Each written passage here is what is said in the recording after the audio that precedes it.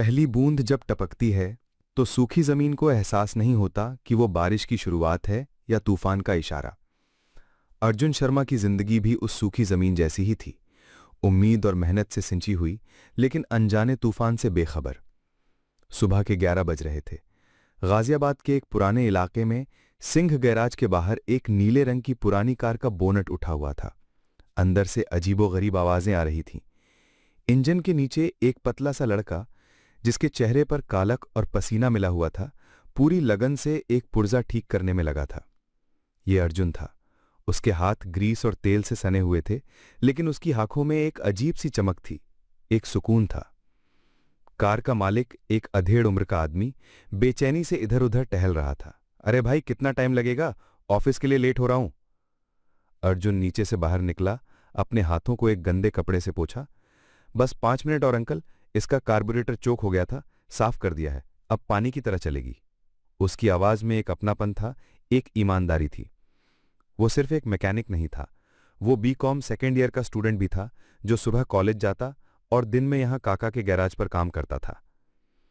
5 minute बाद car का engine एक मक्खन जैसी आवाज के साथ स्टार्ट हो गया।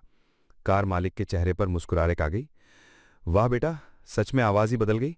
कितने पैसे हुए? अर्जुन ने मुस्कुराकर गैराज के मालिक, एक बुजुर्ग सरदार जी, जिनको सब काका बुलाते थे, की तरफ देखा। काका ने इशारा किया, तू ही बता दे। अंकल, आप बस 300 रुपए दे दीजिए, अर्जुन ने हिचकिचाते हुए कहा। आदमी हैरान रह गया। बस 300? अरे दूसरे गैराज वाले तो इसका 1000 से कम ना लेते। कोई बात नहीं अंकल, पुराना पार्ट ही हम आपको रिपेयर करके लगा दिया है, नया नहीं डाला, ज्यादा पैसे क्यों लें। अर्जुन की इसी ईमानदारी की वजह से पूरे इलाके में लोग उसे जानते थे। उसने पैसे लिए और काका की तरफ बढ़ा दिए। ओए पुत्र, ये तू रख ले, तेरी मेहनत है। नहीं काका, आधा हिस्सा आपका है। आपने मुझे यहां काम दिया, वही बहुत है। अर्जुन ने पैसे उनकी जेब में डाल दिए। वो यतीम था, बचपन से काका नहीं उसे पाला था, अपने बेटे की तरह। इस गैराज को वो अपना घर मानता था। काम खत्म करके अर्जुन ने पानी की बोतल उठाई और गैराज के कोने में बैठ गया। उसकी नजर सामने सड़क पर गई, जहां एक छोटा सा बच्चा एक टूटे हुए खिलौने वाली कार को धक्का दे रहा था, लेकिन वो चल नहीं रही थी। बच्चा रोने ही वाला था। अर्जुन उठा और उसके पास गया। क्या हुआ चैंप, गाड़ी खराब हो गई? बच्चे ने मासूमियत से सर हिलाया। अर्जुन ने उसके हाथ से वो प्लास्टिक की कार ली, उसे उल्टा किया और 2 मिनट में उसके आगे का पहिया ठीक कर दिया। ये लो, अब चलाओ। बच्चा खुशी से उछल पड़ा और कार लेकर भाग गया। उसकी मां दूर से ये सब देख रही थी। उसने अर्जुन को दुआ दी। ये था अर्जुन, जिसके पास देने के लिए पैसे नहीं थे, लेकिन उसके दिल में सबके लिए दया और मदद का जज्बा था। तभी काका उसके पास आए, हाथ में एक टिफिन बॉक्स था। चल पुत्र, रोटी खा ले, सुबह से लगा हुआ है। आपने क्यों तकलीफ की काका, मैं बाहर से कुछ खा लेता। चुप कर, मेरी बहू ने तेरे लिए आलू परांठे बनाए हैं, काका ने प्यार से उसे डांटा। दोनों एक साथ बैठकर खाना खाने लगे। काका ने अर्जुन के ग्रीस लगे हाथों को देखा, उनके चेहरे पर चिंता की लकीरें आ गईं। अर्जुन बेटा, कब तक ये सब करेगा? पढ़ाई पर ध्यान दे, कुछ बड़ा बन। ये हाथों की कालक किस्मत की कालक ना बन जाए। अर्जुन ने एक निवाला तोड़ा। काका आप टेंशन मत लो, पढ़ाई भी चल रही है और काम भी। बस एक बार डिग्री मिल जाए, फिर एक अच्छी सी नौकरी ढूंढ लूंगा, फिर ये सब नहीं करना पड़ेगा। उसकी आंखों में सपने थे, बड़े सपने। और ये सारे सपने मीरा के लिए है ना? काका ने उसे छेड़ते हुए पूछा। मीरा का नाम सुनते ही अर्जुन के चेहरे पर एक अलग ही रौनक आ गई, एक शर्म और प्यार से भरी मुस्कान। वो पिछले 3 साल से मीरा से प्यार करता था। मीरा जो उसके कॉलेज में पढ़ती थी, जो उसकी दुनिया थी। हर मेहनत, हर सपना सिर्फ उसके लिए था। उसने अपनी जेब से फोन निकाला और वॉलपेपर पर मीरा की तस्वीर को देखने लगा। एक खूबसूरत चेहरा, जिसके लिए वो कुछ भी कर सकता था। सब कुछ उसके लिए ही तो कर रहा हूं काका। एक दिन मैं इतना बड़ा आदमी बनूंगा कि उसके मम्मी पापा भी मना नहीं कर पाएंगे। काका ने एक गहरी सांस ली। उम्मीद पर दुनिया कायम है पुत्र, पर वो बड़े लोग हैं, उनकी दुनिया अलग है। काका की आवाज में एक फिक्र थी, एक अनजाना सा डर। अर्जुन ने बात को हंसी में टाल दिया। आप देखना काका, मेरा प्यार जीतेगा। दोपहर ढल रही थी जब अर्जुन के फोन की घंटी बजी। स्क्रीन पर मीरा का नाम चमक रहा था। उसका दिल जोरों से धड़कने लगा। उसने जल्दी से हाथ पोंछा और फोन उठाया। हेलो? दूसरी तरफ से मीरा की चहकती आवाज आई। अर्जुन कहाँ हो तुम? मैं कब से कॉल कर रही थी। सॉरी, वो एक कार ठीक कर रहा था, हाथ गंदे थे। सब ठीक है? एक्चुअली सब बहुत अच्छा है। मीरा की आवाज में एक अजीब सी खुशी थी। सुनो, मुझे तुमसे मिलना है आज शाम के सबसे महंगे रेस्टोरेंट द ग्रैंड पैलेस में। अर्जुन थोड़ा झिझक गया। The grand palace? वो जानता था वहां एक कप चाय भी उसकी दिन भर की कमाई से ज्यादा की थी। मीरा, वहां वहां बहुत महंगा होगा। अरे उसकी चिंता मत करो, आज सब कुछ मेरी तरफ से। प्लीज मना मत करना, एक बहुत बहुत बड़ी गुड न्यूज देनी है। मेरी लाइफ का सबसे इंपॉर्टेंट दिन है आज। अर्जुन के दिल की धड़कन और तेज हो गई। Good news? लाइफ का सबसे इंपॉर्टेंट दिन? उसके दिमाग में हजारों ख्याल दौड़ने लगे। कहीं मीरा ने अपने घर पर उनके रिश्ते की बात तो नहीं कर ली? क्या वो मान गए? उसके हाथों की कालक और ग्रीस उसे भूल गई। उसे लगा जैसे उसकी सालों की मेहनत का फल आखिरकार मिलने वाला था। ठीक है मीरा, मैं आ जाऊंगा शाम 7 बजे। Perfect, I will be waiting, bye. Meera ने फोन काट दिया। अर्जुन के चेहरे पर एक जीत की मुस्कान थी। उसने आसमान की तरफ देखा। उसे लगा जैसे उसकी किस्मत आखिरकार बदलने वाली थी। वो नहीं जानता था कि किस्मत बदलने तो वाली थी, लेकिन वैसे नहीं जैसा उसने सोचा था।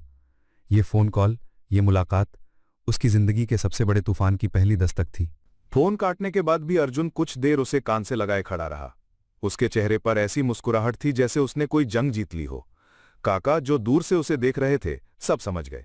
वो अर्जुन के पास आए। लगता है मीरा बीबी का फोन था, बड़ी खुशबू आ रही है। अर्जुन ने शर्माते हुए काका को गले लगा लिया। काका, आपने सुना? उसने मुझे द ग्रैंड पैलेस में बुलाया है। कह रही थी कोई बहुत बड़ी गुड न्यूज देनी है। मुझे लगता है उसने अपने घर वालों से हमारे बारे में बात कर ली है। उसकी आवाज उम्मीद से कांप रही थी। काका के तजुर्बेकार चेहरे पर मुस्कुराहट के साथ एक चिंता भी आई। उन्होंने अर्जुन के सर पर हाथ फेरा। पुत्र, मैं तो हमेशा तेरे लिए दुआ ही करता हूं। बस एक बात याद रखना, बड़े होटलों में सिर्फ खाना महंगा नहीं होता, वहां के लोगों की सोच भी महंगी होती है। अपने आप को कम मत समझना। अर्जुन ने काका की बात को ज्यादा गहराई से नहीं सोचा। वो तो अपनी ही खुशियों की दुनिया में डूबा हुआ था। उसने जल्दी से गैराज का काम निपटाया। आज उसके हाथ मशीन की तरह चल रहे थे। शाम 6 बजे उसने काका से इजाजत ली और अपने छोटे से किराए के कमरे की तरफ चल पड़ा। कमरा क्या था? बस एक चारदीवारी थी। एक पुराना सा बेड, एक टेबल और कुछ किताबें।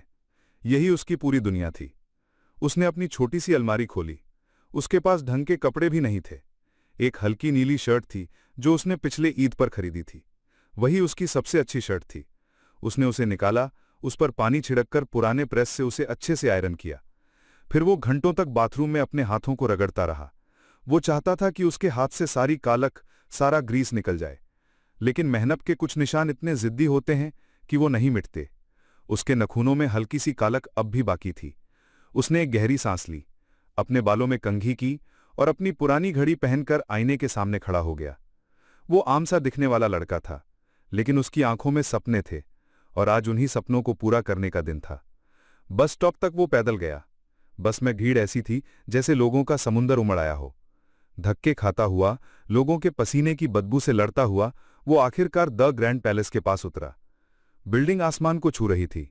शीशे के दरवाजे, जिनके अंदर से सुनहरी रोशनी छलक रही थी। बाहर एक से एक महंगी गाड़ियां खड़ी थीं। एक पल के लिए अर्जुन को लगा जैसे वो किसी दूसरी दुनिया में आ गया है। उसकी नीली शर्ट और पुराने जूते उसे उस जगह के हिसाब से बहुत फीके लग रहे थे। एक गार्ड ने उसे ऊपर से नीचे तक देखा, जैसे पूछ रहा हो, तुम यहां क्या कर रहे हो? अर्जुन ने हिम्मत जुटाई।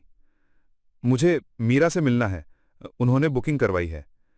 गार्ड ने इंटरकॉम पर कुछ कहा और फिर उसे अंदर जाने का इशारा किया। अंदर का नजारा किसी महल जैसा था। बड़ा सा शैंडिलियर, मखमली कुर्सियां और धीमी आवाज में बजता म्यूजिक। और उस भीड़ में एक टेबल पर उसकी मीरा बैठी थी। लाल रंग की ड्रेस में वो किसी परी जैसी लग रही थी। उसको देखते ही अर्जुन अपनी सारी हिचकिचाहट भूल गया। वो उसके पास गया। मीरा? मीरा ने पलट कर देखा और उसके चेहरे पर एक बड़ी सी मुस्कुराहट आ गई। अर्जुन, तुम आ गए? मैं कब से वेट कर रही थी। बैठो ना। अर्जुन कुर्सी पर बैठ गया। तुम बहुत सुंदर लग रही हो। मीरा हंस पड़ी। और तुम हमेशा की तरह सिंपल एंड हैंडसम। चलो कुछ ऑर्डर करते हैं। उसने मेन्यू उठाया और कुछ अजीब से नाम वाली डिशेज ऑर्डर कर दी। अर्जुन चुपचाप बैठा रहा। उसे इन चीजों के नाम तक नहीं पता थे। तो क्या गुड न्यूज है?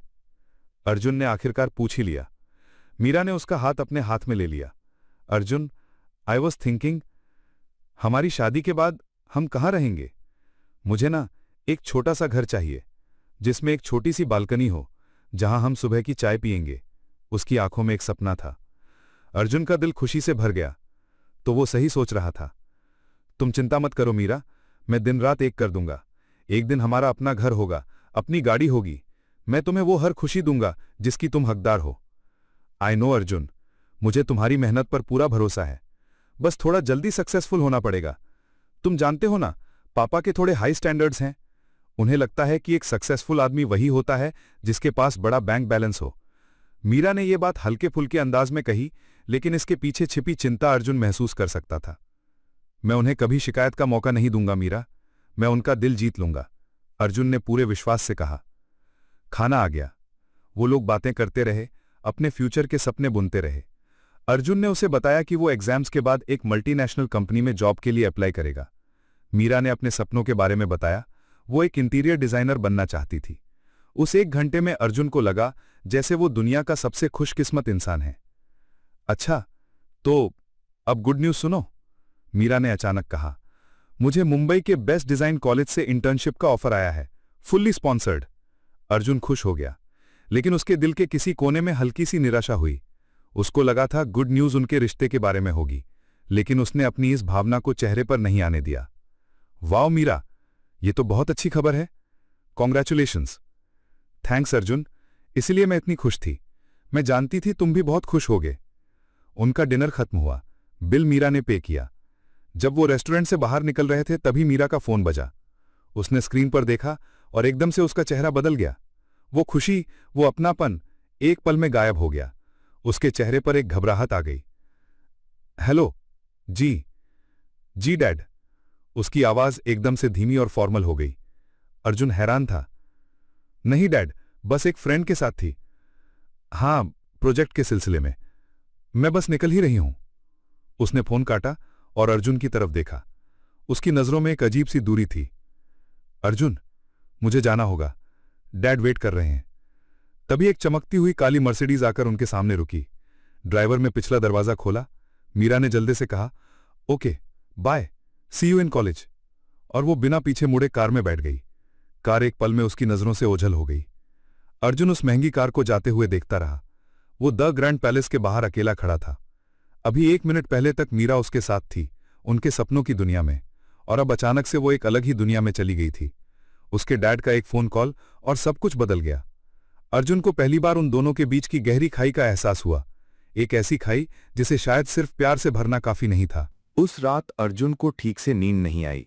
उसकी आंखों के सामने बार बार मीरा के बदले हुए तेवर और वो चमकती हुई मर्सिडीज आ जाती थी। वो खुद को समझाता रहा कि वो जरूरत से ज्यादा सोच रहा है, कि मीरा के डैड शायद स्ट्रिक्ट होंगे, इसलिए वो डर गई थी। अगली सुबह वो इसी कश्मकश में कॉलेज गया। मीरा उसे दिखी, लेकिन उसने अर्जुन को देखकर भी अनदेखा कर दिया। उसने अपने दोस्तों के ग्रुप में खुद को घेर रखा था। अर्जुन का दिल बैठ गया। ये वो मीरा नहीं थी जो उसे चुप चुप कर देखती थी, जो उसके लिए क्लास में सीट रखती थी। कॉलेज के बाद वो भारी मन से गिराज पहुंचा। उसका काम में बिल्कुल मन नहीं लग रहा था। हर औजार उसके हाथ से फिसल रहा था। काका ने उसकी हालत देख ली। क्या हुआ पुत्र, सब ठीक है ना? अर्जुन कुछ कह पाता उससे पहले ही उसके फोन की घंटी बजी। मीरा का नंबर था। एक पल के लिए अर्जुन को सुकून मिला। उसने जल्दी से फोन उठाया। हेलो मीरा, तुम ठीक हो? तुमने आज कॉलेज में? मीरा प्लीज। मीरा की आवाज कांप रही थी। वो रो रही थी। तुम प्लीज अभी मेरे घर आ सकते हो? अर्जुन के पैरों तले जमीन खिसक गई। तुम्हारे घर? पर क्यों, क्या हुआ है? मम्मी पापा को, उन्हें हमारे बारे में पता चल गया है। वो तुमसे मिलना चाहते हैं। प्लीज अर्जुन जल्दी आओ। फोन कट गया। अर्जुन के हाथ पैर ठंडे पड़ गए। जो डर उसके दिल में था वो सच हो गया था। लेकिन फिर उसने सोचा, यही मौका है।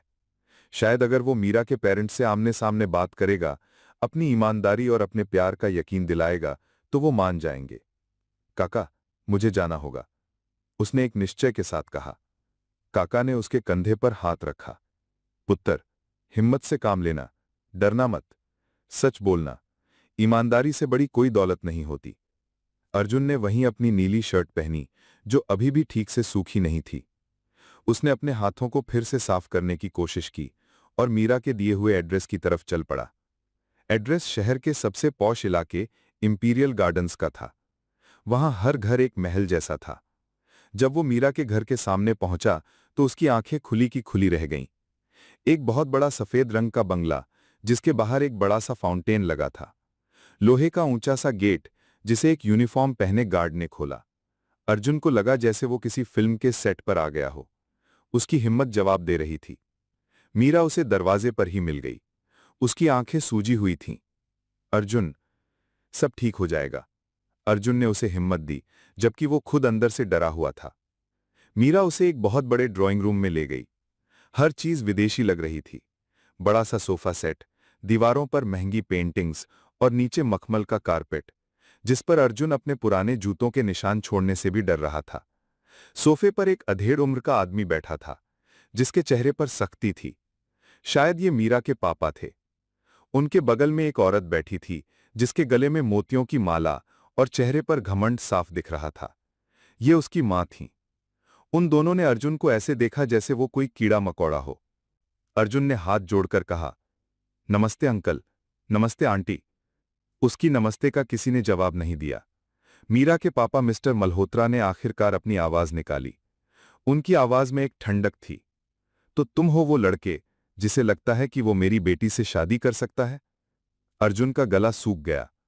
अंकल, मैं मीरा से बहुत प्यार करता हूं। प्यार? मीरा की मां ने नाक सिकोड़ते हुए कहा, प्यार से घर नहीं चलता लड़के, पेट नहीं भरता। क्या करते हो तुम? आंटी, मैं बीकॉम सेकेंड ईयर में हूं और मैं गैराज में पार्ट टाइम काम करता हूं। मैकेनिक? मीरा की मां के मुंह से यह शब्द ऐसे निकला जैसे कोई गाली हो। हमारी बेटी एक मैकेनिक से शादी करेगी? लोगों को क्या मुंह दिखाएंगे हम? देखे हैं आपने कपड़े? किसी सड़क छाप सेल से खरीदे लगते हैं। हर एक शब्द एक तीर की तरह अर्जुन के सीने में लग रहा था। मीरा ने कुछ कहने की कोशिश की। Mom please. तुम चुप रहो, मिस्टर मल्होत्रा ने उसे डांट दिया। उनकी नजर अब अर्जुन के हाथों पर टिकी हुई थी। वो हाथ जिन पर मेहनत के निशान थे, जिनके नाखूनों में अब भी हल्की सी कालक थी। मिस्टर मल्होत्रा उठे और अर्जुन के पास आए। उन्होंने अर्जुन के हाथ की तरफ इशारा किया। मेरी बेटी को क्या दोगे तुम? एक छोटा सा किराए का कमरा, एक सेकंड हैंड गाड़ी, या ये ग्रीस लगे हाथ दोगे तुम उसे? ये शब्द अर्जुन के कानों में पिघले हुए शीशे की तरह उतर गए। ग्रीस लगे हाथ। उसकी मेहनत, उसकी ईमानदारी, सबका मजाक बन गया था। अंकल, मैं बहुत मेहनत करूंगा। एक दिन एक दिन? कब आएगा वो एक दिन? जब तक तुम डिग्री लोगे, नौकरी ढूंढोगे, तब तक मेरी बेटी की उम्र निकल जाएगी। हम उसकी जिंदगी तुम्हारे जैसे एक नोबडी के लिए बर्बाद नहीं कर सकते। अर्जुन ने मीरा की तरफ देखा। वो आंसू बहाती हुई नजरें झुकाए खड़ी थी। वो एक शब्द नहीं बोल पा रही थी। यही बात अर्जुन को सबसे ज्यादा चुभ रही थी। मिस्टर मल्होत्रा ने आखिर में अपना फैसला सुनाया। उनकी आवाज अब एक धमकी में बदल चुकी थी। आज के बाद अगर तुम मेरी बेटी के आसपास भी दिखे तो याद रखना, तुम्हारी ये पढ़ाई, तुम्हारा ये काम, सब कुछ मैं एक दिन में बर्बाद कर दूंगा। ये रिक्वेस्ट नहीं है, वार्निंग है। अब दफा हो जाओ यहां से। अर्जुन कुछ नहीं बोला। उसके पास बोलने के लिए कुछ बचा ही नहीं था। उसकी इज्जत, उसके सपने, सब कुछ उस मखमली कारपेट पर कुचल दिए गए थे। वो चुपचाप पीछे मुड़ा और उस महल जैसे घर से बाहर निकल आया। गेट के बाहर आकर उसके कानों में मिसेज मल्होत्रा का हंसने का आवाज आई। एक ऐसी हंसी जो उसकी रूह तक को जख्मी कर गई। वो सड़क पर बिना किसी मंजिल के चलता जा रहा था। उस पल न उसे कॉलेज याद था, न गैराज।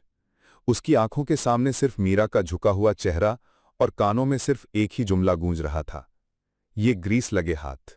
उस सड़क पर चलते हुए अर्जुन को वक्त का कोई होश नहीं रहा। सूरज कब ढला, कब सड़कों पर अंधेरा छा गया, उसे कुछ पता नहीं चला। उसका दिमाग सुन्न हो चुका था।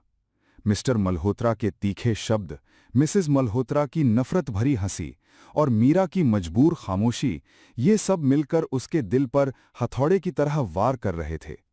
ऐसा लग रहा था जैसे उसके सपनों का शीशमहल एक पल में रेत के ढेर में बदल गया हो।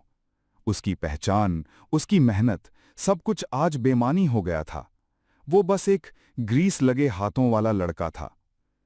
थक हार कर जब उसके पैरों ने और आगे बढ़ने से इनकार कर दिया, तब उसने खुद को सिंह गैराज के सामने पाया। उसके कदम अपने आप उसे वहीं ले आए थे। काका अभी भी दुकान बंद करने की तैयारी कर रहे थे। उन्होंने अर्जुन को इस हालत में देखा तो उनका कलेजा मुंह को आ गया। अर्जुन का चेहरा सफेद पड़ चुका था, आंखें लाल थीं और वो एक जिंदा लाश की तरह लग रहा था। अर्जुन, पुत्र। काका उसकी तरफ लपके और उसे सहारा देकर अंदर एक टूटी हुई कुर्सी पर बिठाया। पानी पी ले। अर्जुन ने बिना कुछ कहे पानी पी लिया। उसके हाथ अभी भी कांप रहे थे। काका ने उसके हाथ पर अपना हाथ रखा। मैं कुछ नहीं पूछूंगा, बस इतना जान ले, तू अकेला नहीं है। उनकी आवाज में एक बाप की ममता थी। अर्जुन की आंखों से 2 बूंद आंसू टूटकर गिर पड़े। उसने काका की तरफ देखा, उसकी नजरों में एक सवाल था, मेरा क्या कसूर था? अभी वो दोनों इस खामोशी में डूबे ही थे कि गैराज के बाहर एक तेज आवाज हुई। एक लाल रंग की चमचमाती स्पोर्ट्स कार ने जोरदार ब्रेक मारा और ठीक गैराज के सामने आकर रुकी। ऐसी गाड़ी उस इलाके में शायद ही कभी आई हो। कार का दरवाजा ऊपर की तरफ उठा और उसमें से एक लड़का बाहर निकला। उसने ब्रांडेड जीन्स, एक महंगी टी-शर्ट और आंखों पर काले चश्मे पहने हुआ थे। उसके चेहरे पर एक अजीब सा घमंड और लापरवाही का भाव था। ये विक्रम शर्मा था, अर्जुन के चाचा का बेटा। विक्रम ने अपनी आंखों से चश्मा उतारा और गैराज को ऐसी नफरत से देखा जैसे वो किसी कचड़े के ढेर को देख रहा हो। उसकी नजर काका पर पड़ी, जिनको उसने सिर्फ एक सर हिलाकर अनजान सा हेलो बोला। फिर उसकी नजर कुर्सी पर बैठे अर्जुन पर गई। उसके होठों पर एक जहरीली मुस्कान फैल गई। अरे अर्जुन भाई, तू यहां? ओ राइट, यही तो है तुम्हारी असली जगह। हाथों में कालख, कपड़ों में तेल और चारों तरफ ये कबाड़। परफेक्ट। उसका हर लफ्ज एक ताना था। अर्जुन ने कुछ नहीं कहा, वो बस उसे देखता रहा। ये पहली बार नहीं था जब विक्रम उसे नीचा दिखा रहा था। बचपन से ही विक्रम ने उसे उसकी गरीबी का एहसास दिलाया था। अर्जुन के पापा की मौत के बाद विक्रम के पापा ने ही सारा बिजनेस हड़प लिया था और अर्जुन और उसकी मां को सड़क पर ला दिया था। विक्रम चलते हुए अर्जुन के पास आया। क्या हुआ, बड़ा आशिक बनने चला था? सुना है आजकल तुम्हारे सपने तुम्हारी औकात से बड़े हो गए हैं। उसने आंख मारकर कहा, मीरा मल्होत्रा, वाह, टेस्ट तो अच्छा है तेरा, पर एक बात हमेशा याद रखना, हीरे को कभी कोयले की खान में नहीं रखा जाता, समझा? अर्जुन का खून खौल उठा, लेकिन वो चुप रहा। वो जानता था कि अभी कुछ भी कहने का मतलब अपनी बेइज्जती को और बढ़ाना था। चल, अब उठ, विक्रम ने उसे ऑर्डर देते हुए कहा। मेरी गाड़ी में कुछ अजीब सी आवाज आ रही है, चेक कर, जल्दी। ये साफ था कि गाड़ी में कोई खराबी नहीं थी। ये सिर्फ एक बहाना था अर्जुन को और जलील करने का। अर्जुन ने एक गहरी सांस ली और उठ खड़ा हुआ। अपने आंसुओं और गुस्से को पीकर वो कार की तरफ बढ़ा। उसने बोनट खोला और इंजन को देखने लगा। विक्रम उसके पीछे खड़ा हंस रहा था। ध्यान से करना, ऐसी गाड़ी तूने सिर्फ फिल्मों में देखी होगी। एक स्क्रैच भी लग गया ना तो तेरी साल भर की कमाई चली जाएगी। अर्जुन ने 5 मिनट तक इंजन चेक किया। जैसा उसे शक था, गाड़ी बिल्कुल ठीक थी। गाड़ी में कोई प्रॉब्लम नहीं है विक्रम। नहीं है तो आवाज क्यों आ रही थी? छोड़, तेरे बस की बात नहीं, तू वही पुराने स्कूटर ठीक कर। अर्जुन चुपचाप पीछे हट गया। विक्रम कार में बैठने लगा, लेकिन फिर रुका। उसने अपनी जेब से वॉलेट निकाला, उसमें से 500 के 3 नोट निकाले और उन्हें मसलकर अर्जुन के पैरों के पास जमीन पर फेंक दिया। ये ले, टिप, उसने घमंड से कहा। अपने लिए एक ढंग की शर्ट खरीद लेना। शायद अगली बार किसी लड़की के बाप के सामने जाओ तो वो तुम्हें दरवाजा दिखाने से पहले 2 बार सोचे। ये कहकर वो हंसने लगा। ये बेइज्जती की हद थी। अर्जुन की मुट्ठियां भींच गईं। वो कुछ करता उससे पहले विक्रम कार में बैठ चुका था। उसने गाड़ी स्टार्ट की, लेकिन अचानक उसका फोन बजा। उसने फोन उठाया। उसकी आवाज गैराज में गूंज रही थी। हेलो, हाँ मल्होत्रा अंकल। जी, मेरी आपसे बात हो गई है। आप चिंता मत कीजिए। मीरा, वो तो मेरी ही होगी। बस आप उस सड़क छाप मैकेनिक को उससे दूर रखिएगा। ये सुनते ही अर्जुन के पैरों तले जमीन निकल गई। मल्होत्रा अंकल? इसका मतलब विक्रम और मीरा के पापा आपस में मिले हुए हैं। विक्रम ने गाड़ी आगे बढ़ा दी। उसका शैतानी कहकहा हवा में गूंजता रहा। अर्जुन वहीं खड़ा रह गया। उसकी नजर जमीन पर पड़े उन पैसों पर थी। उसकी आंखों में अब सिर्फ दुख नहीं, आग जल रही थी। यह सिर्फ बेइज्जती नहीं थी, यह एक साजिश थी, एक गहरी साजिश जिसके जाल में वो फंसता चला जा रहा था। विक्रम की कार की आवाज दूर जाकर शांत हो गई, लेकिन उसके कहे शब्द गराज में एक शोर की तरह गूंजते रहे। अर्जुन वहीं जमीन पर पड़े उन नोटों को घूरता रहा। अब से कुछ घंटे पहले उसकी बेइज्जती का कारण उसके ग्रीस लगे हाथ थे और अब ये पैसे उसके मुंह पर एक तमाचे की तरह पड़े थे। उसके कानों में विक्रम की आवाज गूंज रही थी, मल्होत्रा अंकल से बात हो गई है, मीरा तो मेरी ही होगी। साजिश की कड़ियां अब जुड़ रही थी। ये सिर्फ अमीर गरीब का फर्क नहीं था, ये एक सोची समझी चाल थी। काका ने आगे बढ़कर अर्जुन के कंधे पर हाथ रखा। पुत्र, अर्जुन ने एक झटके में उनकी तरफ देखा। उसकी आंखों में अब आंसू नहीं थे, एक अजीब सी ठंडक थी, एक पत्थर जैसी सख्ती। वो धीरे से नीचे झुका।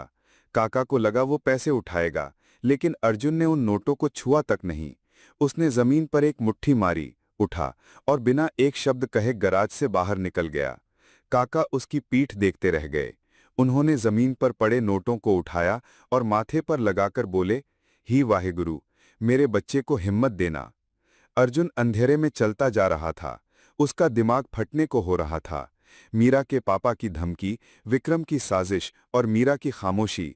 क्या मीरा इस सब में शामिल थी या वो भी एक मोहरा थी? उसके कदम उसे शहर के उस कोने में ले आए जहां रेलवे लाइन गुजरती थी। अक्सर जब वो परेशान होता तो यहीं आकर बैठ जाता था। ट्रेनों का शोर उसके अंदर के शोर को कुछ देर के लिए दबा देता था। वो एक पत्थर पर बैठकर सामने अंधेरे में देख रहा था जब एक जानी पहचानी आवाज ने उसे चौंका दिया। भाई तू यहाँ? मैं कब से तुझे ढूंढ रहा था। ये रोहन था, अर्जुन का बचपन का दोस्त। रोहन उसी की तरह एक आम घर से था, लेकिन दुनिया को उससे बेहतर समझता था। थोड़ा गुस्से वाला, थोड़ा सिनिकल, लेकिन अर्जुन के लिए अपनी जान दे सकता था। उसने अर्जुन की सूजी हुई आंखें और उतरा हुआ चेहरा देखा और सब समझ गया। क्या हुआ? फिर से उस परीलोक की राजकुमारी का कोई नया कांड है? रोहन ने मीरा पर हमेशा की तरह तंज कसा। अर्जुन चुप रहा। रोहन उसके बगल में बैठ गया। देख भाई, मैं तेरा दोस्त हूं, कोई अनजान नहीं। जो भी है बोल दे, मन हल्का हो जाएगा। अर्जुन के सब्र का बांध टूट गया। उसने रोहन को सब कुछ बता दिया। मीरा के घर पर हुई बेइज्जती से लेकर विक्रम के आने तक, उसके तानों से लेकर जमीन पर फेंके गए पैसों तक, और आखिर में वो फोन कॉल जो उसने सुनी थी। सब सुनकर रोहन की आंखों में आग उतर आई। उनकी हिम्मत कैसे हुई मल्होत्राओं की? खुद को क्या समझते हैं वो लोग? और वो विक्रम, उस हरामजादे को तो मैं। रोहन ने गुस्से में एक गाली दी। तुझे उसी वक्त उसके मुंह पर वो पैसे दे मारने चाहिए थे। क्या फायदा होता रोहन? अर्जुन की आवाज में एक थकावट थी। वो लोग पावर में हैं, मैं उनसे नहीं जीत सकता। पावर गई तेल लेने। रोहन ने उसके कंधे पर हाथ मारा। पर तू एक बात मेरी कान खोलकर सुन ले। रोहन का लहजा अचानक बहुत गंभीर हो गया। मैं बचपन से जानता हूं उस विक्रम को। वो सांप है। ऊपर से जितना मीठा बनता है, अंदर से उतना ही जहरीला है। उस पर कभी भरोसा मत करना। अर्जुन ने रोहन की तरफ देखा। तुझे याद है जब हम 8वीं क्लास में थे? स्कूल में प्रिंसिपल के ऑफिस का शीशा टूटा था। गलती उसकी थी, उसने बॉल मारी थी। लेकिन जब पूछा गया तो उसने सीधा तेरा नाम ले लिया था और तू उस दिन पिट गया था।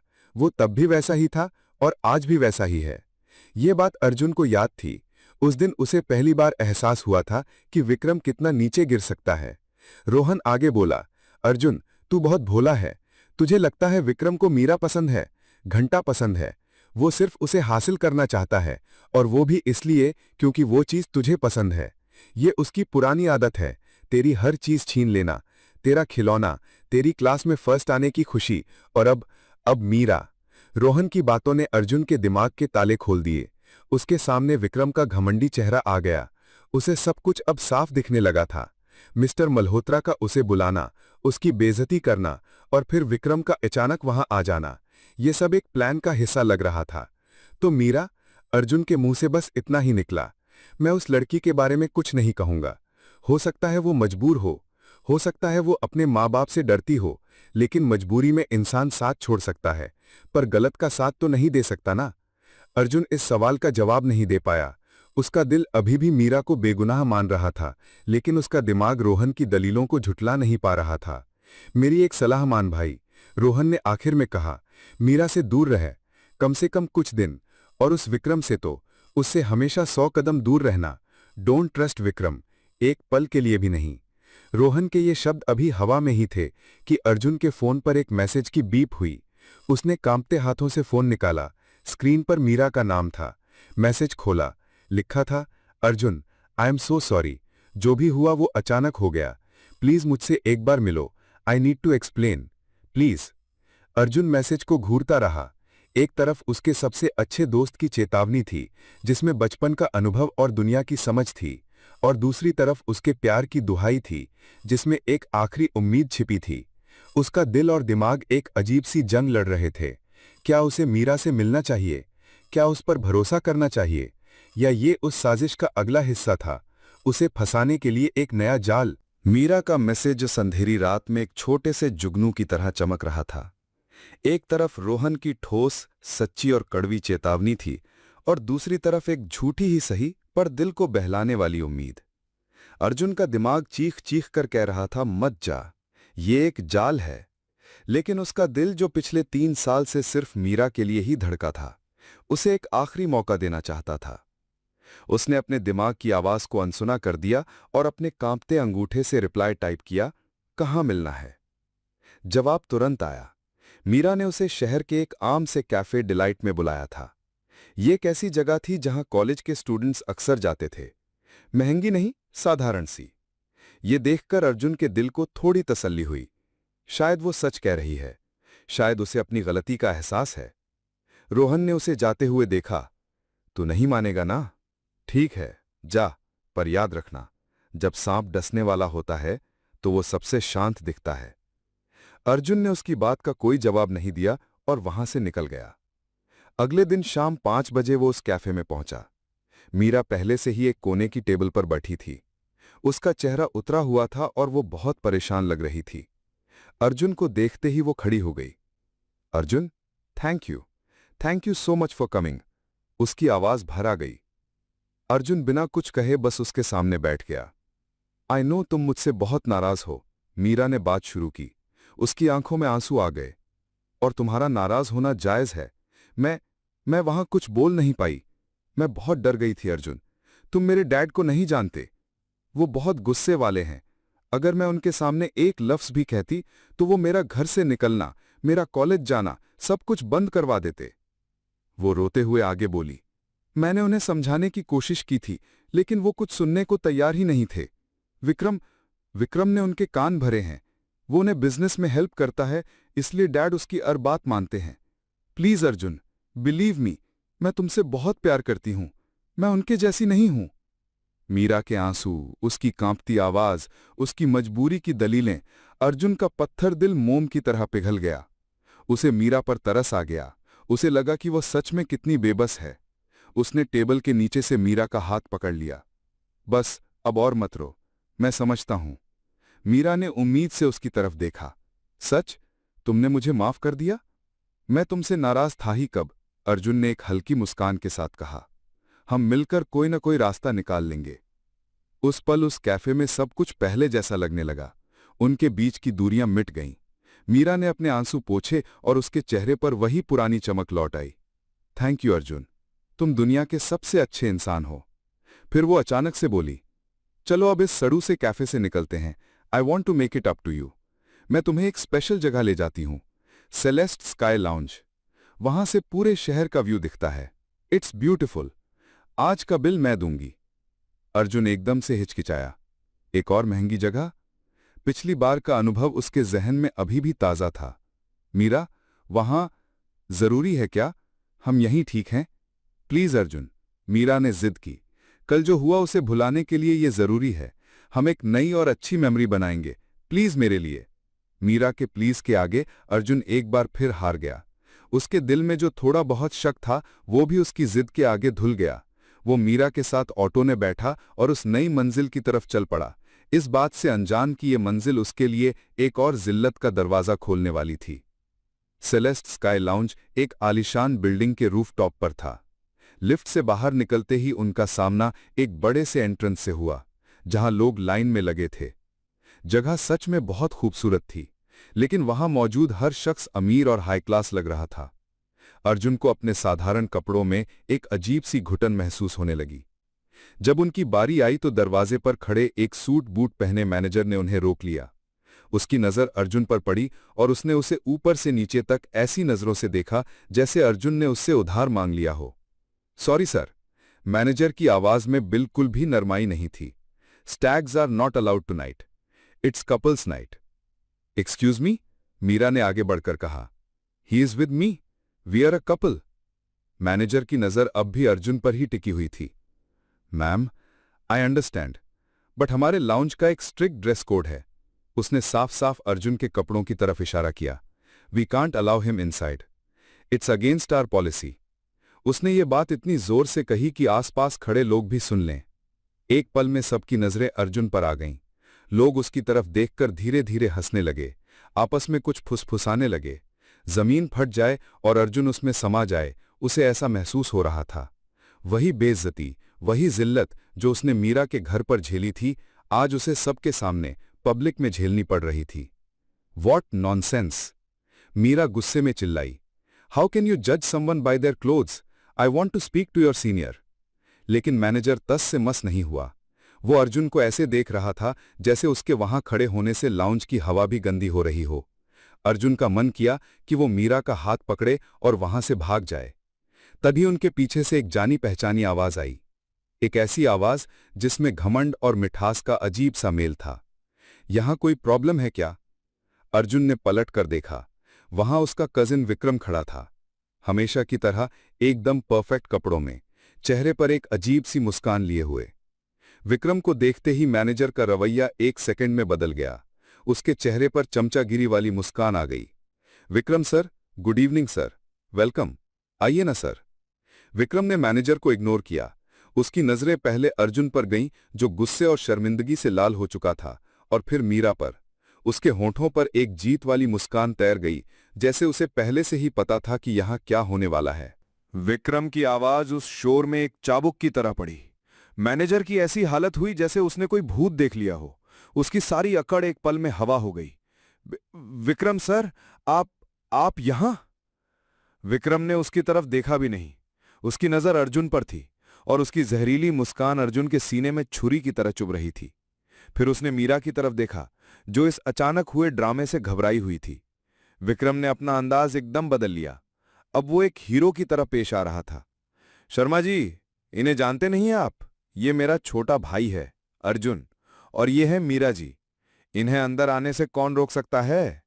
उसने छोटा भाई शब्द पर इतना जोर दिया जैसे वो अर्जुन का परिचय नहीं दे रहा, बल्कि उसकी औकात बता रहा हो। मैनेजर के माथे पर पसीना आ गया। सॉरी सर, बहुत बड़ी गलती हो गई, मुझे पता नहीं था। प्लीज प्लीज अंदर आइए। वो झुककर उनके लिए रास्ता बनाने लगा। अर्जुन का मन कर रहा था कि वो जमीन में गड़ जाए। ये एहसान, ये तरस उसकी बेइज्जती से भी बदतर था। उसने मीरा की तरफ देखा, जैसे कह रहा हो, चलो यहां से चलते हैं। लेकिन मीरा के चेहरे पर अब शर्मिंदगी की जगह एक राहत का भाव था। वो इस पब्लिक ह्यूमिलिएशन से बचकर अंदर जाना चाहती थी। चलो ना अर्जुन, अब सब ठीक हो गया है, मीरा ने उसका हाथ पकड़कर धीरे से कहा। अर्जुन के पास मना करने का कोई विकल्प नहीं बचा था। वो एक जिंदा लाश की तरह मीरा और विक्रम के पीछे पीछे चलने लगा। मैनेजर उन्हें लाउंज के सबसे अच्छे हिस्से में ले गया, एक ऐसी टेबल जो शीशे के पास थी और जहां से पूरे शहर का मंजर दिख रहा था। ये वो टेबल थी जो सिर्फ वीआईपीज के लिए आरक्षित थी। विक्रम ने एक बार फिर साबित कर दिया कि उसके नाम से वो दरवाजे भी खुल जाते थे जो अर्जुन के लिए मुंह पर बंद कर दिए गए थे। विक्रम ने कुर्सी खींचकर मीरा को बैठने का इशारा किया, एक जेंटलमैन की तरह। अर्जुन चुपचाप उनके सामने वाली कुर्सी पर बैठ गया। वो उस लाउंज में बैठा तो था, लेकिन उसे लग रहा था जैसे वो वहां का हिस्सा नहीं है। तो क्या लेंगे आप लोग? विक्रम ने मेन्यू उठाते हुए पूछा, पर जवाब का इंतजार नहीं किया। उसने वेटर को इशारा किया, यहां की सबसे अच्छी फ्रेंच शैंपेन ले आओ, और साथ में बेल्जियन चॉकलेट ट्रफल्स और चीज प्लेटर। अर्जुन को इन चीजों के नाम तक नहीं पता थे। वो चुपचाप बैठा शीशे से बाहर देखता रहा। अर्जुन भाई, तू कुछ लेगा नहीं? यहां की कॉफी बहुत अच्छी है, तूने कभी ऐसी कॉफी पी है? ओ सॉरी, छोड़ो। एक और ताना, एक और जख्म। मीरा इस बीच थोड़ी नॉर्मल हो चुकी थी। व्यू कितना ब्यूटीफुल है ना यहां से। उसने टॉपिक बदलने की कोशिश की। ब्यूटीफुल चीजें ब्यूटीफुल लोगों के लिए ही तो होती हैं मीरा, विक्रम ने उसकी आंखों में देखते हुए कहा।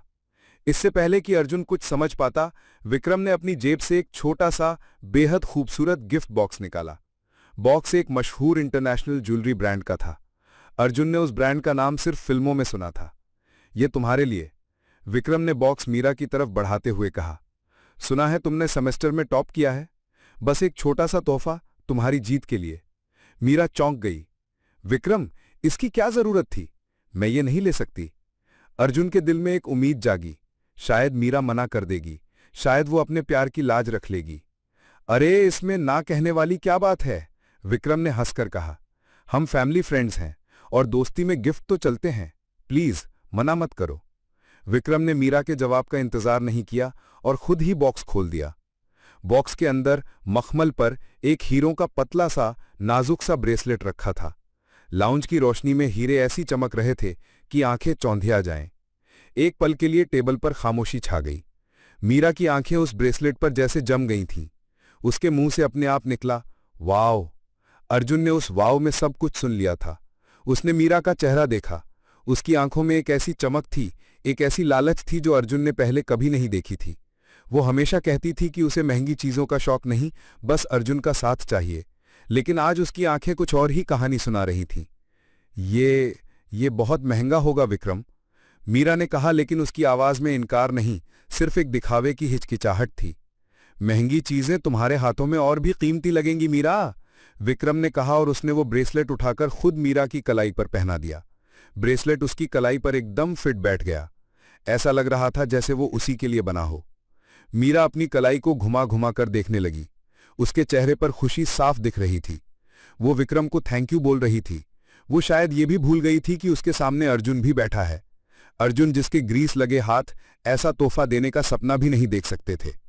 विक्रम की नजरें अर्जुन पर थीं। उसकी आंखों में एक साफ चुनौती थी। देख लिया, ये है मेरी और तेरी औकात का फर्क। अर्जुन को लगा जैसे उसके सीने में किसी ने गर्म लोहा डाल दिया हो। उसे सांस लेने में तकलीफ हो रही थी। वो एक पल और वहां नहीं बैठ सकता था। वो अचानक से कुर्सी पीछे धकेल कर खड़ा हो गया। उसकी इस हरकत से मीरा और विक्रम दोनों चौंक गए। अर्जुन, क्या हुआ? बैठो ना, मीरा ने हैरानी से कहा, लेकिन अर्जुन ने उसकी तरफ देखा भी नहीं। मुझे जाना है, उसकी आवाज उसके गले में ही घुटकर रह गई।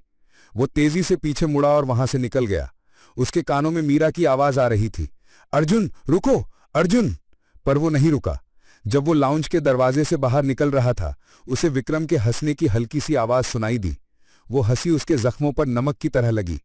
वो जानता था आज उसने सिर्फ एक बेइज्जती नहीं झेली थी, आज उसने मीरा की आंखों में अपने प्यार को हीरों के आगे हारते हुए देखा था।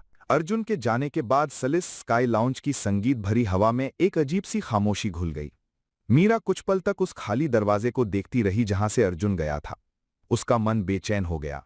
एक तरफ उसे अर्जुन के लिए बुरा लग रहा था और दूसरी तरफ उसे सबके सामने हुए इस ड्रामे पर शर्मिंदगी भी आ रही थी। Let him go Meera, Vikram की आवाज ने उसके ख्यालों को तोड़ा। उसने शैंपेन का ग्लास मीरा की तरफ बढ़ाया। पुआ गाय, शायद उसे ऐसी जगहों की आदत नहीं है। He felt out of place. उसकी गलती नहीं है। हमारी और उसकी दुनिया बहुत अलग है। विक्रम ने यह बात इतनी हमदर्दी से कही कि एक पल के लिए मीरा को भी लगा कि वो सच में अर्जुन के लिए अफसोस कर रहा है। उसने ये नहीं समझा कि विक्रम की हमदर्दी जख्मों पर मरहम नहीं, नमक लगा रही थी। मीरा ने चुपचाप शैंपेन का घूंट भरा। उसका मूड खराब हो चुका था। थोड़ी देर बाद विक्रम उसे घर छोड़ने के लिए निकला। उसकी स्पोर्ट्स कार की कंफर्टेबल लेदर सीट पर बैठी मीरा खामोश थी। एक हाथ से वो अपनी कलाई पर बंधे नए ब्रेसलेट को सहला रही थी। उसके हीरों की ठंडक उसे एक अजीब सा सुकून दे रही थी। फिर उसे अर्जुन का गुस्से और दुख से भरा चेहरा याद आया। उसके दिल में एक कसक उठी। लेकिन फिर उसे वो शर्मिंदगी याद आई जब मैनेजर ने उन्हें रोक लिया था। उसे लोगों की फुसफुसाहट याद आई। उसने सोचा, अगर आज विक्रम वहां नहीं आता तो क्या होता? वो और अर्जुन वहां बेइज्जत होकर खड़े रहते। ये ख्याल आते ही उसके दिल में अर्जुन के लिए प्यार के साथ एक नया एहसास जागा, एक शिकायत का एहसास। जब वो घर पहुंची तो उसके मम्मी पापा जाग रहे थे, जैसे उसी का इंतजार कर रहे हों। उसकी मां मिसेस मल्होत्रा की नजर सीधा उसकी कलाई पर गई। उनकी आंखें खुशी से फैल गईं। वाओ बेटा, ये तो डायमंड ब्रेसलेट है, कितना खूबसूरत है। विक्रम ने दिया ना? आई एम श्योर उसका टेस्ट कितना कमाल का है। यही होता है एक अच्छे सुलझे हुए खानदान का लड़का। मीरा के पापा ने भी गर्व से सर हिलाया। विक्रम सिर्फ दिखावे में ही नहीं, दिमाग से भी तेज है। आज ही उसने एक बहुत बड़ी बिजनेस डील फाइनल की है। He is the future. वो जानता है कि लोगों को और खुशियों को कैसे जीता जाता है। उनके तारीफों के पुल के नीचे अर्जुन का जिक्र कहीं दबकर रह गया। मीरा अपने कमरे में आ गई। उसने ब्रेसलेट उतारकर बेड साइड टेबल पर रख दिया। कमरे की हल्की रोशनी में भी वो चमक रहा था। उसने अर्जुन को कॉल करने के लिए फोन उठाया। कॉल जा रही थी, लेकिन अर्जुन ने नहीं उठाया। उसने 2-3 बार और ट्राई किया, पर हर बार नतीजा वही रहा। मीरा को गुस्सा आने लगा। एक तो वो इतना बुरा बिहेव करके चला गया, ऊपर से अब फोन भी नहीं उठा रहा। अगली सुबह कॉलेज में मीरा ने अर्जुन को ढूंढने की कोशिश की। वो उसे दिखा। अपने दोस्त रोहन के साथ कैंटीन के बाहर बैठा था। दोनों एक ही प्लेट से समोसे खा रहे थे और हंस हंसकर बातें कर रहे थे। अर्जुन के चेहरे पर मुस्कुराहट तो थी, लेकिन मीरा को उसकी आंखों में एक उदासी दिखी। उसे देखकर मीरा को गुस्सा नहीं, एक अजीब सी दया महसूस हुई। ये है उसकी दुनिया। सड़क के किनारे का ठेला, तेल वाले समोसे और उसके जैसे ही दोस्त। तभी उसके फोन पर एक नोटिफिकेशन आया। विक्रम ने एक फोटो भेजी थी। फोटो में विक्रम एक 5 स्टार होटल के रेस्टोरेंट में बैठा था। लैपटॉप उसके सामने खुला था और वो किसी से हाथ मिला रहा था। उसने एक महंगा सूट पहना हुआ था और वो एक कॉन्फिडेंट सक्सेसफुल बिजनेसमैन लग रहा था। फोटो के नीचे कैप्शन था, another deal cracked, celebrating with clients. Meera ने फोन की स्क्रीन पर विक्रम की फोटो देखी और फिर नजर उठाकर दूर बैठे अर्जुन को देखा। तुलना अपने आप हो गई। एक तरफ आलीशान होटल में बिजनेस डील, दूसरी तरफ कैंटीन के बाहर समोसे। एक तरफ आने वाले कल का चमकता हुआ सितारा और दूसरी तरफ एक लड़का जिसका आज ही धुंधला था। उस रात मीरा को नींद नहीं आई। वो अपने बिस्तर पर लेटी, टेबल पर रखे उस हीरों के ब्रेसलेट को देखती रही। उसकी मां के शब्द उसके कानों में गूंज रहे थे, ही इज द फ्यूचर। उसे अर्जुन का प्यार याद था, उसके साथ बिताए पल याद थे, लेकिन अब उन यादों पर बेइज्जती के पल हावी हो रहे थे। उसके पापा की नफरत, मैनेजर की अकड़, लोगों की हंसी। उसने खुद से पूछा, प्यार? क्या प्यार अकेले काफी है? क्या मैं अर्जुन के साथ ऐसी जिल्लत भरी जिंदगी गुजार सकती हूं जहां हर कदम पर हमें लोगों की नजरें नीचा दिखाएंगी? पहली बार उसे इस सवाल का जवाब हां में नहीं मिल रहा था। उसका दिल अर्जुन के लिए धड़कता था, लेकिन उसका दिमाग एक ऐसी जिंदगी की कल्पना कर रहा था जो विक्रम उसे दे सकता था, इज्जत, शोहरत और दौलत। तभी उसके फोन की स्क्रीन फिर से जली। विक्रम का मैसेज था, तुम्हारे बारे में सोच रहा था। बाय द वे, डैड आज मिस्टर मल्होत्रा से बात कर रहे थे। वो हमारी कंपनीज के मर्जर के लिए एक बहुत बड़ी पार्टी प्लान कर रहे हैं और उस पार्टी की स्टार गेस्ट तुम होगी। मीरा मैसेज को पढ़ती रह गई। कंपनीज का मर्जर, ये सिर्फ दोस्ती या गिफ्ट की बात नहीं थी, ये 2 बिजनेस एम्पायर्स के जुड़ने की बात थी। एक ऐसा फ्यूचर जिसमें वो एक रानी की तरह रह सकती थी। उसने फोन की स्क्रीन में अपना अक्स देखा। उसकी आंखों में एक अजीब सा आकर्षण था उस चमकदार आलीशान भविष्य के लिए। अर्जुन का प्यार उस चमक के आगे अब धीरे धीरे फीका पड़ने लगा था। पूरा एक हफ्ता बीत गया। अर्जुन ने मीरा को न जाने कितने फोन किए, कितने मैसेज भेजे, लेकिन दूसरी तरफ से सिर्फ एक गहरी खामोशी थी। हर घंटी जो बिना उठे बंद हो जाती, हर मैसेज जिसका कोई जवाब नहीं आता, अर्जुन के दिल पर एक नए जख्म की तरह लगता। वो कॉलेज जाता, इस उम्मीद में कि मीरा उसे दिख जाएगी, वो उससे बात कर पाएगा, लेकिन मीरा ने कॉलेज आना ही बंद कर दिया था। अर्जुन का बुरा हाल था। वो न ठीक से खा पा रहा था, न सो पा रहा था। उसका सारा ध्यान काम से भी हट चुका था। एक शाम जब वो गैराज में उदास बैठा था, रोहन वहां आया। उसके चेहरे पर गुस्सा था। उसने अपना फोन निकाला और अर्जुन को एक फोटो दिखाई। फोटो शहर के एक लोकल न्यूज पोर्टल की थी। उसमें विक्रम और मीरा की एक मुस्कुराती हुई तस्वीर थी और नीचे हेडलाइन थी, Sharma and Malhotra group announce grand merger, a new era in business begins. देख ले, रोहन ने तल्ख आवाज में कहा। यहां तेरी दुनिया उजाड़कर वहां जश्न की तैयारी हो रही है।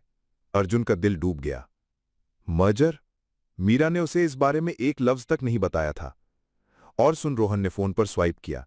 एक डिजिटल इनविटेशन कार्ड सामने आ गया। इस मर्जर की खुशी में आज रात द ओबेरॉय होटल में बहुत बड़ी पार्टी है। पूरा शहर आ रहा है। अर्जुन उस कार्ड को देखता रहा।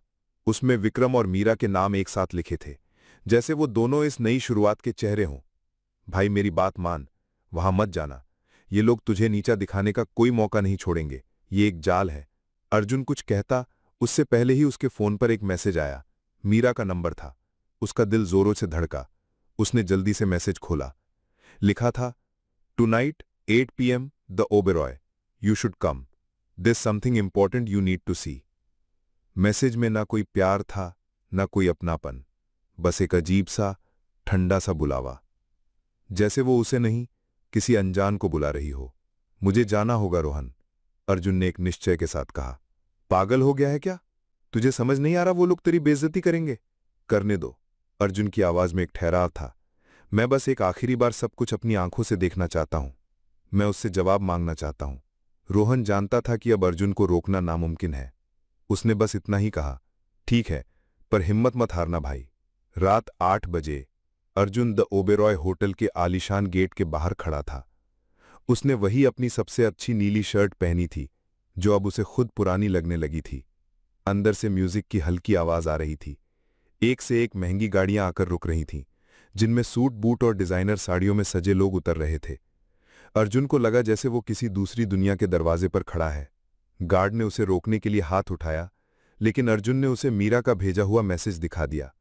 गार्ड ने अंदर किसी से बात की और फिर ना चाहते हुए भी उसे अंदर जाने दिया। अंदर का माहौल किसी सपने जैसा था।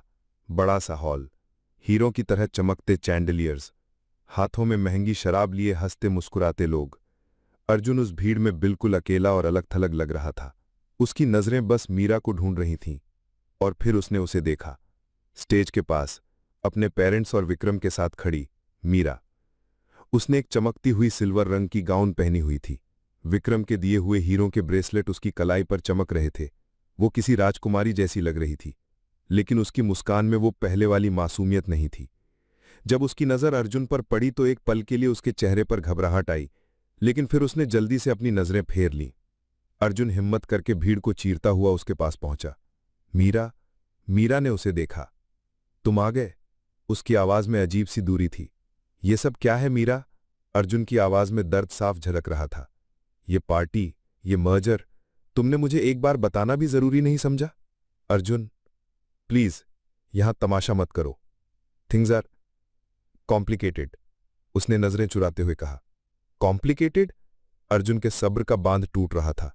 1 हफ्ते से तुम मेरा फोन नहीं उठा रही हो, और यहां, इससे पहले कि वो अपनी बात पूरी करता, स्टेज पर लाइट्स अचानक तेज हो गईं। मिस्टर मल्होत्रा ने माइक हाथ में ले लिया था। सारा हॉल शांत हो गया। उन्होंने सब मेहमानों का शुक्रिया अदा किया, मर्जर के बारे में कुछ बातें की। अर्जुन और मीरा वहीं नीचे खड़े थे।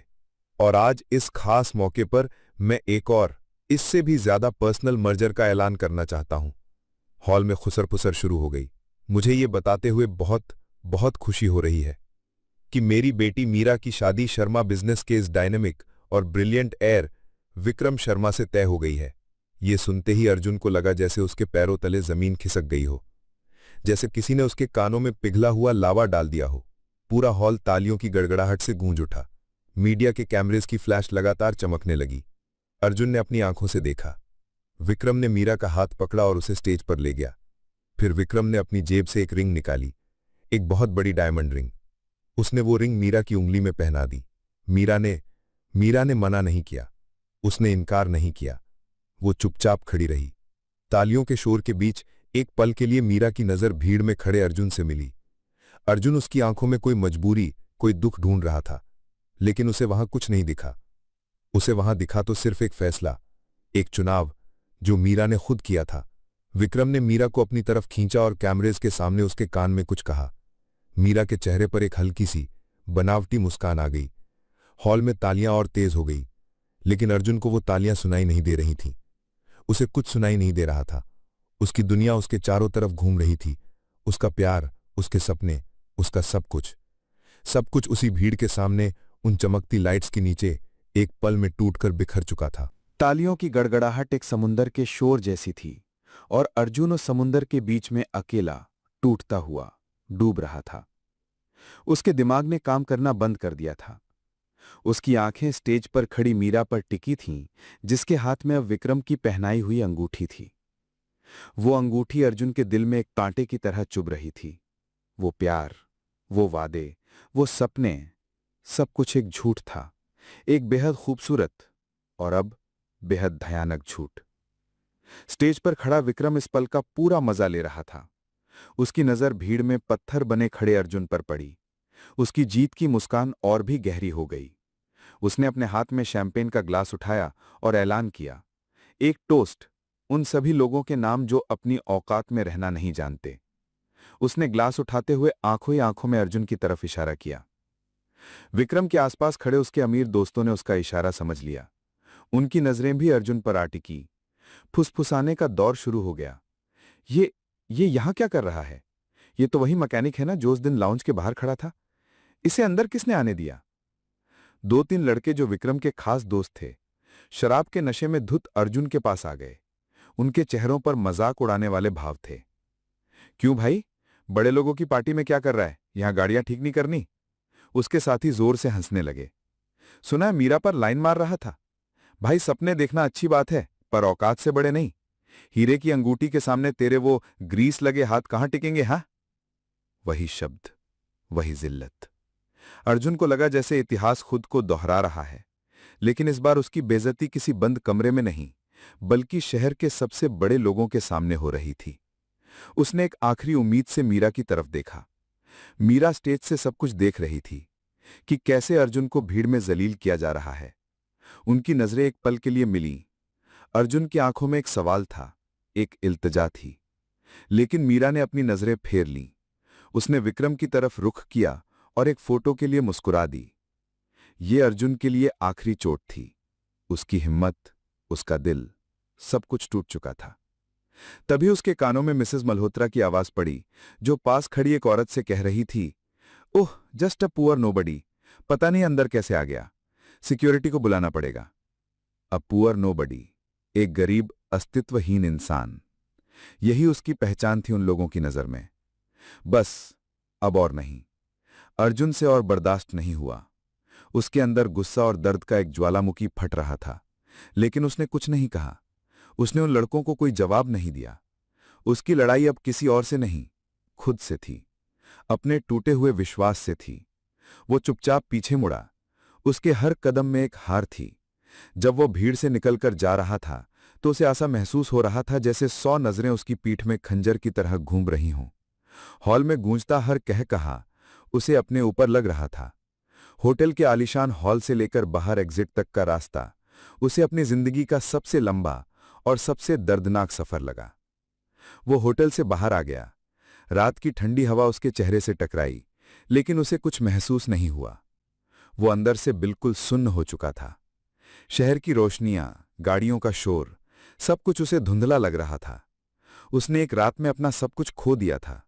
अपना प्यार, अपनी इज्जत, अपनी उम्मीद। उसके दिल के टुकड़े नहीं हुए थे। वो रेजा रेजा होकर कांच की किरचों की तरह उसकी अपनी ही रूह में चुभ रहा था। वो फुटपाथ पर एक टूटे हुए इंसान की तरह खड़ा था।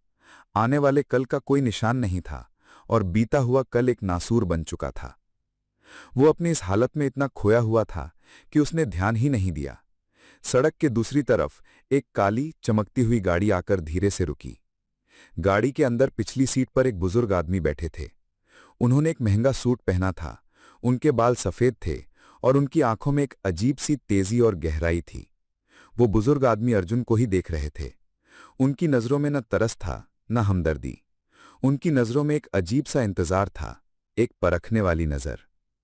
जैसे वो इस टूटे हुए लड़के में किसी खोई हुई विरासत की झलक ढूंढ रहे हों।